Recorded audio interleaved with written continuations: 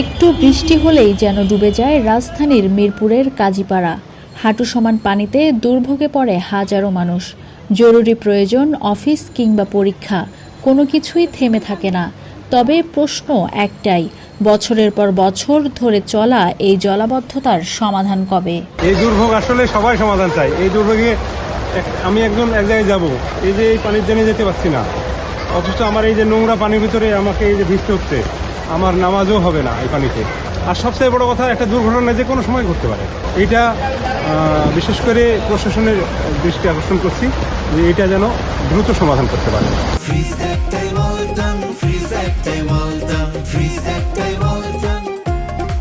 দুর্ভোগ সবচেয়ে বেশি শিক্ষার্থীদের। পরীক্ষা থাকায় জলাবদ্ধতা উপেক্ষা করেই স্কুলের পথে রওনা দিতে হয়েছে অনেককেই। মানে আমরা যাইতে পারি না, এমনিতে মজা লাগে, তারপরে ওই যে আজকে পরীক্ষা, তাই অনেক কষ্ট হচ্ছে। এটা রাস্তাটা অনেক আগে ঠিক করছিল, তারপর আবার আমি পানি করছি। এখন কষ্ট করে আমাদের যাওয়া লাগে, আবার যায় দেখবো যে স্কুল বন্ধ, শেষ।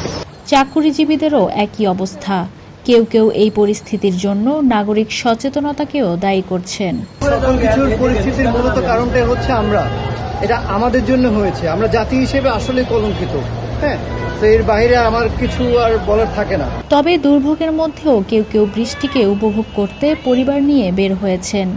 উপভোগ করতে আসছি, আল্লাহ বৃষ্টি দিতে, কিছু করার নাই, এই সমস্যার কিছু করার নাই। কিছুক্ষণ থাকবে, পরে চলে যাবে বৃষ্টি চলে গেলে। পরিবার নিয়ে আসছি একটু বিনোদন করার জন্য, কারণ এই যে আকাশে আল্লাহ নিয়ামত দিছে, রহমতের বৃষ্টি দিছে, এটা ভিজার জন্য উপভোগ করা লাগে, সবার করা লাগে, করলে ভালো। জলাবদ্ধতায় ক্ষতিগ্রস্ত হচ্ছেন পরিবহন শ্রমিক ও ব্যবসায়ীরা। যাত্রী কমে যাওয়ায় আয় কমেছে রিকশা চালকদের। অন্যদিকে দোকানে পানি ঢুকে লোকসানের মুখে পড়েছেন ব্যবসায়ীরা। দোকানের ভিতরে অনেক কাপড় এগুলো ভিজে গেছে। আমাদের তো বৃষ্টি বাদল হইলে আমাদের দেখা যাইতেছে অনেক ক্ষতি হয়। আর ফলবান যে কার কাছে বলবো, এটাই তো আমাদের দুঃখ আর কি, আর কিছু বলার নাই।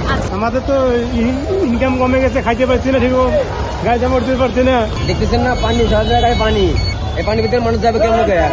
জলাবদ্ধতার সঙ্গে যোগ হয়েছে তীব্র যানজট। ঘন্টার পর ঘন্টা আটকে থাকতে হচ্ছে চালকদের। কি বলবো, 2 ঘন্টা এই জায়গা দাঁড়ায় এসে পরে মেট্রোলের মাঝখানে ঘুরে আবার চলে যাইতেছি। কারণ কতটুকু দেবেন তাও বুঝতেছি না, কি কাজ করে এরা তাও বুঝতেছি না। প্রতিটা দিন বৃষ্টি হলে পানি জমে, আটকে আছে। পানির গাড়ি বন্ধ গেছে, কি করবো? আমার হাত ভাঙা দাও, কি করবো? স্থানীয়দের অভিযোগ, একটু বৃষ্টি হলেই এই চিত্র দেখা গেলেও স্থায়ী সমাধানে কার্যকর উদ্যোগ চোখে পড়ে না।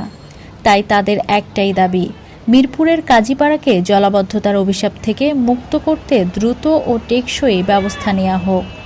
মিফতাহুল জান্নাত, মানবজমিন, ঢাকা।